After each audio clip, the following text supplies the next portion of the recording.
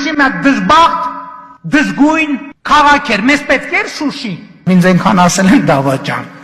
որ ես էլ չեմ վախում, որ ինձ կասեն դավաճան։ Լավ չի էտա։